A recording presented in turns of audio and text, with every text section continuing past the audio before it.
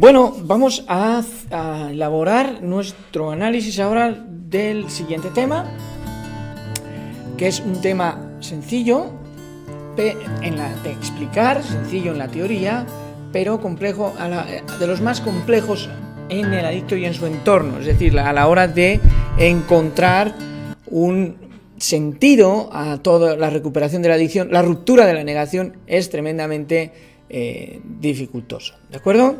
Así que vamos ya a hablar de este apartado. Bien, la conciencia de enfermedad, ¿qué significa tener conciencia de enfermedad? ¿Comprender que estoy enfermo? Esto es relativamente fácil de saber cuando uno experimenta los problemas que se experimentan con una adicción. Pues es evidente que algo me pasa. Pero eso no es conciencia de enfermedad.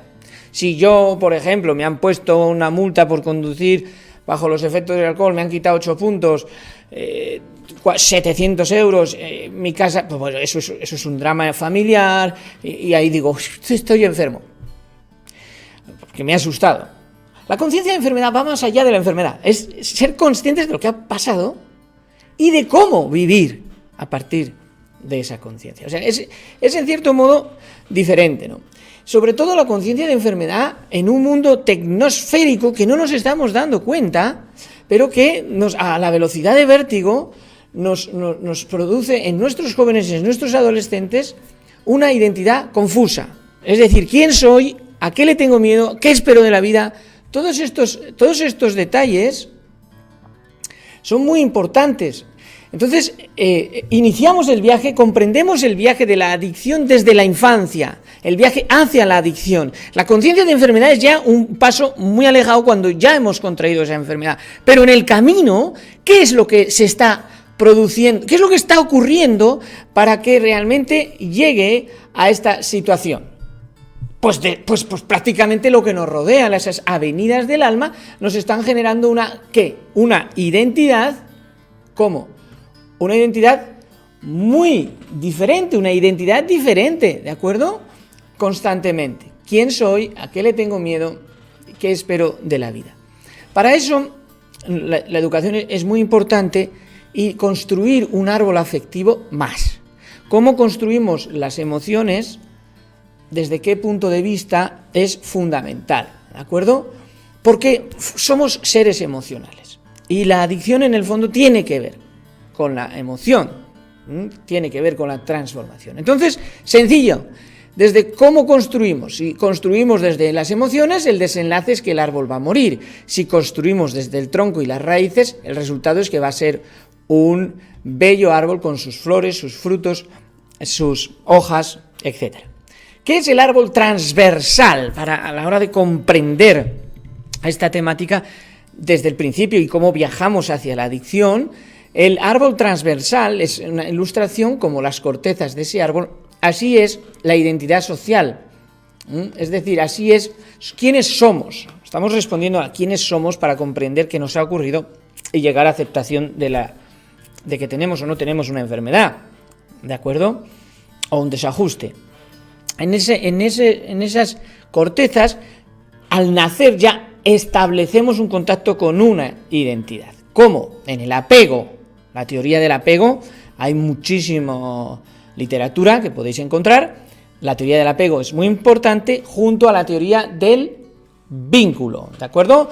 Apego y vínculo. Apego y vínculo nos van a marcar, desde pequeñitos nos van a marcar. Sin ellos no podemos vivir. El apego es fundamental, es necesario. Ya somos quienes somos, ya balbuceamos, ya necesitamos, ya el apego y el vínculo nos marcan en cierto modo, ¿vale? Entonces, ese árbol transversal es esto. Es como la identidad primaria, al nacer, primates, principios, ¿de acuerdo? Del término primate, el término inicial, del término primario, ¿de acuerdo? Somos seres que al principio tenemos una identidad primaria. En mi opinión, no venimos de ningún primate, quiero dejarlo claro, sino venimos de la mano gloriosa y poderosa de Dios. Pero bueno, la identidad primaria es real. A partir de ahí elaboramos una identidad social, es decir, ya empiezan ya empezamos a vincularnos con la sociedad, a relacionarnos, a creer en nosotros, quienes somos, formándonos en una identidad. ¿De acuerdo? Eso hace que lleguemos al autoconcepto y lleguemos a la autoestima. ¿De acuerdo?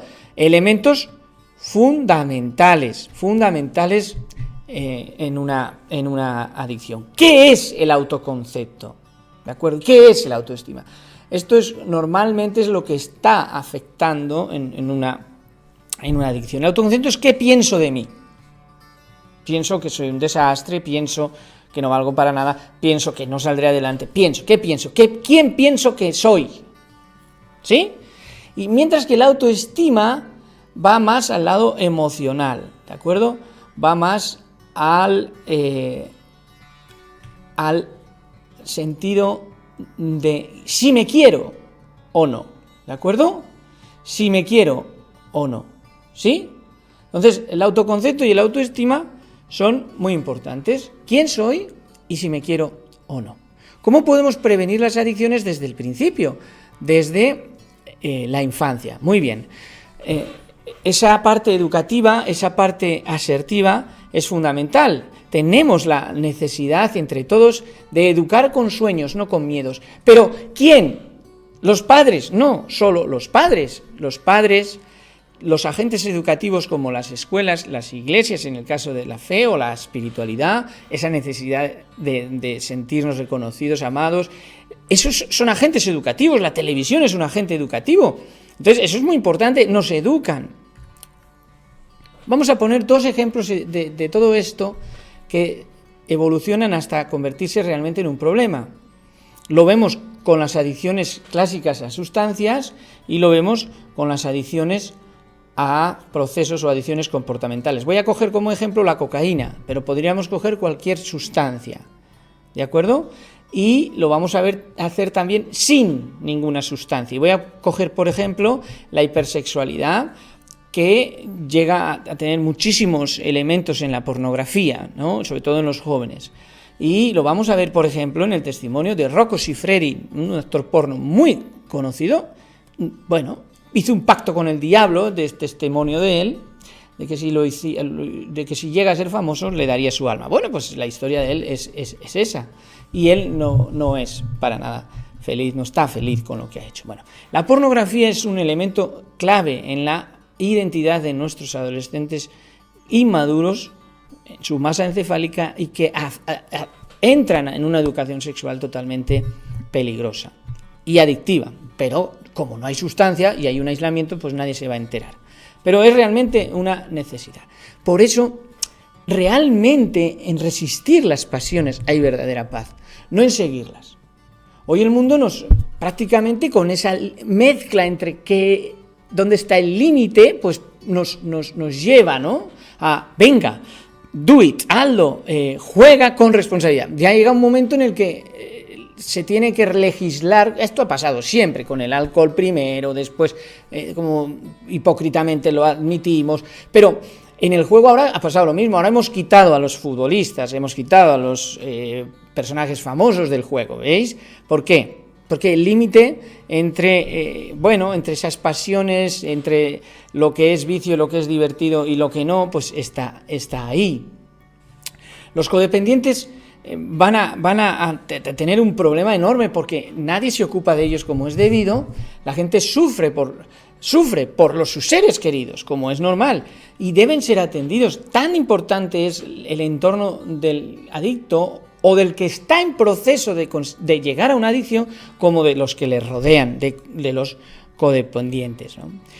Estos son pensamientos aislados, sueltos, que se interconectan dentro de nuestra temática sobre adicciones. Es decir, se interconectan porque nos van a acompañar en lo que es un comportamiento adictivo y lo que llega a ser una adicción. De nuestras vulnerabilidades vienen nuestras fortalezas. Pensamiento de Sigmund Freud. De nuestras vulnerabilidades vienen nuestras fortalezas. ¿Qué quiere decir esto? Pues realmente cuando comprendemos dónde somos vulnerables, lo aceptamos, ahí vamos a ser fuertes en adicciones. Esto es la conciencia de enfermedad. Yo sé que aquí cobro peligro, no voy por aquí. Porque me conozco, me quiero, me acepto, sé quién soy, sé dónde vengo, sé a qué le tengo miedo, etc. Enfrento los problemas, porque si los sigo evadiendo, seguirán persiguiéndome. No, bueno, eso ha sido un error, yo lo puedo conseguir, no quiero que se entere nadie, yo no voy a hacer daño a nadie. La adicción al final va atrapando. Entonces, hay que enfrentar el problema, ¿de acuerdo?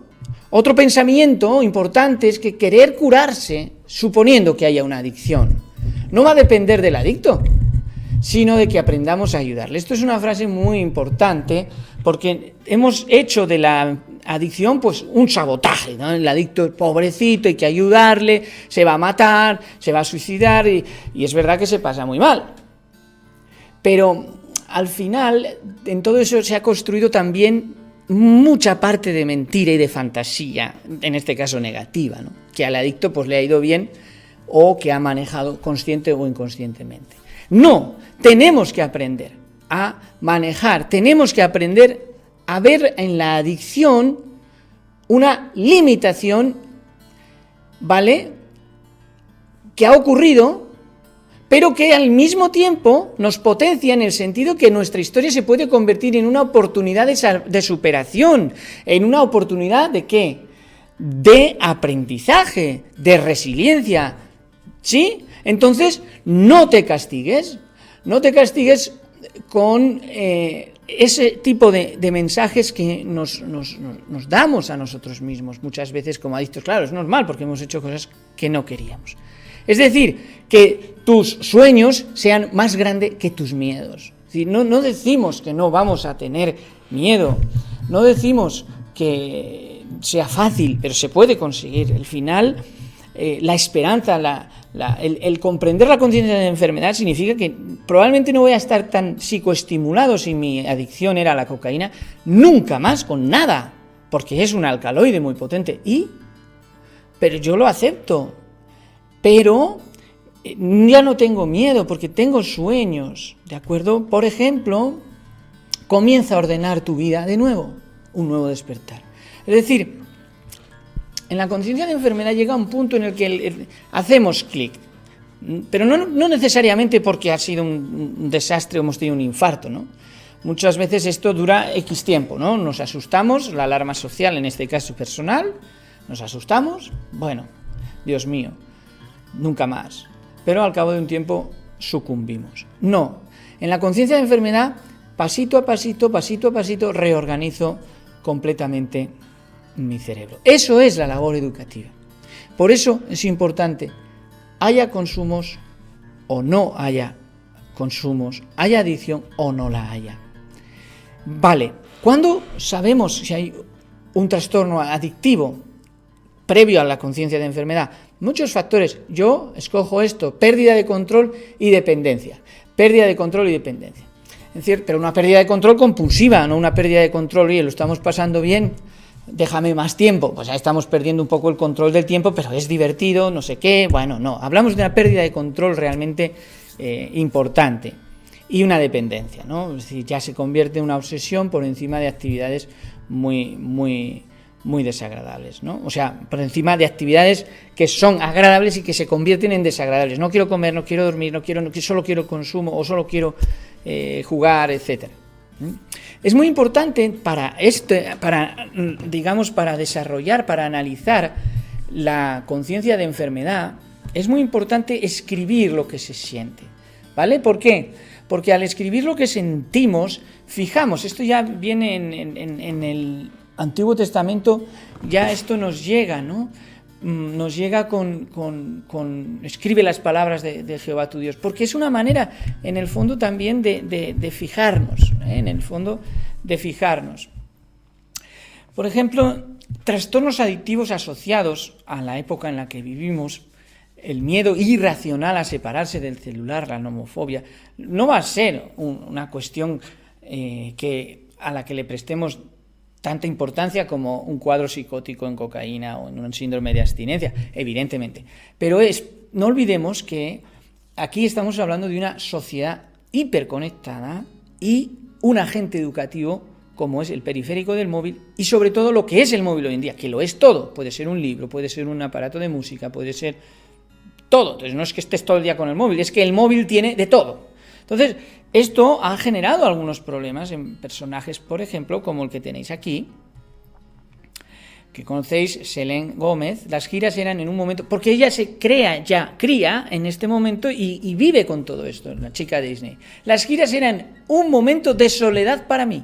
Mi autoestima, ¿recordáis lo que hemos visto? Fue golpeada, si se quiere o no. Me sentía deprimida y ansiosa, las dos emociones, es decir, construyo el árbol afectivo fuera de la raíz. Empecé a sentir ataques de pánico, ya hay una somatización, justo después de subirme a un escenario o tras bajarme de él, empieza a perder la seguridad en lo que tenía. Básicamente no me sentía lo suficientemente bien, no me sentía capaz de nada. ¿Veis? Es el viaje. Pero ella hace una introspección ¿es conciencia de enfermedad? No, es conciencia de dolor, pero no necesariamente de enfermedad. Ella misma expresa sus problemas con la llamada tecnoadicción. Evidentemente no son adicciones como tales, pero sí que son trastornos adictivos que generan, junto a las drogas clásicas de siempre y que van a estar ahí, un problema. En la conciencia de enfermedad es muy importante acudir al Evangelio, como hacemos siempre, para ver qué quiere decir exactamente. La conciencia de enfermedad, acepto mi derrota y es cuando empiezo a triunfar. Es decir, el Evangelio nos propone una y mil veces nacer de nuevo. Nos propone constantemente un mensaje de arrepentimiento y conversión, de comprender que estamos destituidos de la gloria de Dios. No importa lo que hayas hecho o no hayas hecho, no importa, no hay que hacer nada para esto, es nuestra condición, este es nuestro autoconcepto, estamos perdidos y necesitamos ayuda. Claro, el que no es creyente, solo dirás tú que eres creyente, yo no necesito a Dios, ¿no? Esta es la sociedad actual, no necesito a Dios. Sí, bueno, y no te va a pasar nada, y a lo mejor tienes más éxito que los propios cristianos e incluso eres mejor persona. Pero, anónimamente o no, los que creemos en el mensaje poderoso del Evangelio y hemos vivido y creemos que esta transformación ayuda psicológicamente, te es necesario nacer de nuevo. ¿Por qué? Porque realmente la persona entiende un por qué vivir. En Romanos 12:2 encontramos: no viváis conforme a los criterios del tiempo presente. Por el contrario, cambiad vuestra manera de pensar, para que así cambie vuestra manera de vivir y lleguéis a conocer la voluntad de Dios, es decir, lo que es bueno, lo que le es grato, lo que le es perfecto. Mirad qué curioso la cadena que está haciendo San Pablo, ¿no? Primero pensamiento, luego sentimiento y luego conducta. Si queremos cambiar una conducta, no vamos a la conducta, vamos al pensamiento. El Evangelio cambia en cierto modo tu manera de vivir. Es verdad que no todos los adictos cambian o superan su enfermedad en el Jesús, en el cristianismo, es verdad, pero todos los que lo hacen, seguro que son valores que Jesús ya ha enseñado, seguro. Entonces, porque hay libertad, nadie está obligando a que tenga que ser Jesús. Solo estoy proponiendo, compartiendo, nunca imponiendo. Y como profesional que también soy, establezco una línea de actuación para llegar a lo que es clave en el individuo que ha vivido o que vive el problema adictivo, la conciencia de enfermedad. Descubrir de verdad que estoy enfermo, de qué manera, o no, o qué cosas puedo hacer y qué cosas no, o no estoy enfermo, pero tener conciencia de enfermedad, o conciencia de lo que me está pasando y solucionarlo. Y para esto, la oportunidad de Jesús es que nos brinda a todos, y cada día, cada segundo, hay personas que dan testimonio de esto, es vital. E incluso padres del ateísmo han llegado a encontrar este Jesús al final de sus vidas, o sea que tampoco puedas decir ahora, no quiero saber nada, porque mañana ya veremos lo que puede ocurrirte o ocurrirnos. La vida no está hecha para comprenderla, sino para vivirla.